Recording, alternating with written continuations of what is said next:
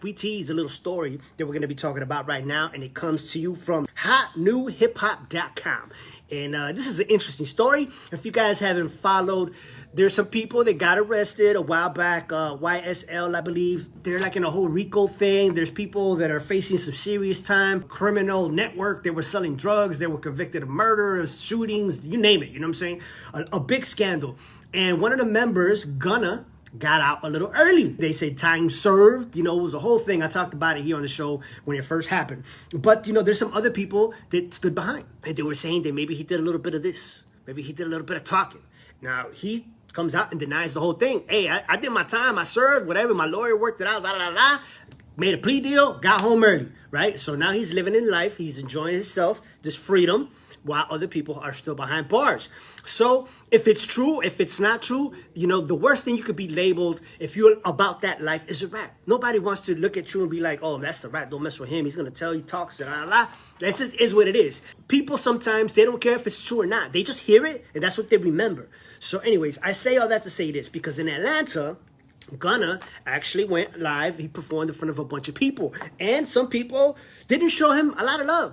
Gunna may have gotten his physical freedom back after taking a plea deal in the YSL RICO trial earlier this year, but that doesn't mean he's free from criticism. In fact, the Pushin' P hitmaker is being judged more harshly than ever before, mostly for allegedly snitching on Young Thug, which is continuously denied. Many former friends and collaborators have turned a cold shoulder Gunna's way, and Boosie Badass even recently said that he wouldn't work with the Georgia native, even in exchange for $1 billion. That's right, billion with a B. He said, I don't care if you guys are going to give me that much money, I would never work with him. And you know how Boosie Badass feels about rats. If you guys... Anyways, let me continue with the story. Elsewhere, Lil Gotti ranted on Instagram about Gunna last week, declaring that it's over for the 29-year-old. It seems the former may have been right, as the video that goes viral on Twitter shows an ATL club coming to a standstill when the Gunna's verse comes on during 21 Savage's Can't Live Without It. When sharing the clip on IG recently, the OP wrote, "Hey y'all, the whole club came to a complete stop when they played Gunna smiling, crying emoji 3 times," right? So that's the story.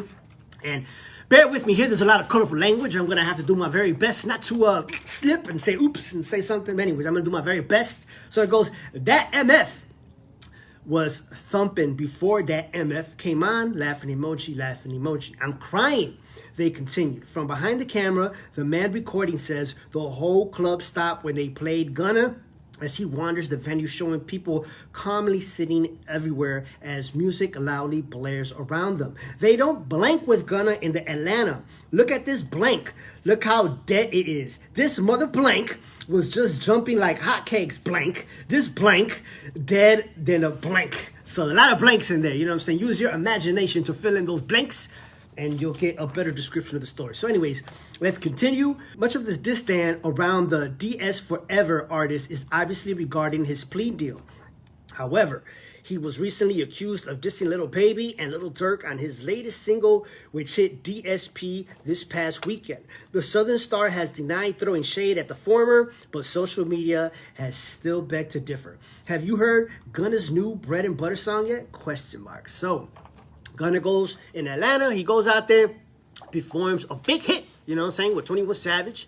And when it's his turn to spit on the mic, everybody just kind of sits down, doesn't even pay attention. That's got to be the worst feeling ever. I've been an MC, I've been on the stage. And, you know, for the most part, when the crowd is into it, boy, it's like an energy you get. But when the crowd is just kind of looking at you, or, man, I don't think I've ever had this happen, but when the crowd is just like, whatever, not even acknowledging that you're on stage, you're out there doing your best, you're performing, you're huffing and puffing, you're doing everything you can to give them a live show, and nobody's even paying attention. Bro, man, I know that's gotta suck. That's draining. You don't even want to be on there anymore. Like, oh, man, how do I get out of this embarrassing situation? Now, is it because of that? Is it because, you know what? He's a snitch, man. I don't mess with snitches. But then, you know what? This is about a different rapper. This is a trip, right? Maybe because Gunna was about that life, so to speak. You know what I'm saying? He was out there doing stuff, wild stuff. Talked about it in his music. You know what I'm saying? He got out a little early. He must have been doing some talking. Now he says he didn't snitch. He said, okay, whatever. You know what I'm saying? I haven't seen any paperwork, but that's what they're saying. But I use that same scenario. There's another snitch but it still goes around and people are still celebrating him. And it doesn't make sense to me. I will not say his name, but I will say he has some colorful rainbow hair and a bunch of tattoos. So if you guys know what I'm talking about, you guys know what I'm talking about. But he also snitched. He snitched to his whole team. His whole team is blocked up behind bars. They're not coming out for a very long time, if ever coming out. And this guy, he just gets more famous. And, you know, he acknowledges the fact that he's a rat. He doesn't hide it. Yeah, I'm a rat, so what? Boom, I'm still making money. I'm still doing this. I just seen him, man. He was out in Mexico flexing hard with some jewelry. Man, you know what I'm saying? He was just out in Cuba, you know what I'm saying? Doing things, handing out wads of cash. And, you know, people don't seem to be, bothered by him being a rat. Of course, his name doesn't carry as much weight as it did before, maybe, so to speak. But in Gunna's situation, what's the difference? What's the difference? Is it because he was more believable about being a part of that life, more credible about being a part of something that was for real, not just something he made up? And he gets locked up, the pressure's on, you know what I'm saying? You know, them boys, they put that pressure on you. And you start slipping here, slipping there. You start looking at calendars like, man, I got to do how many calendars, how many days before I see the light of day again. And some people can't handle that. It's just crazy. You know what? I'm not going to talk ill about the man unless I'm putting his shoes in that situation. I don't know.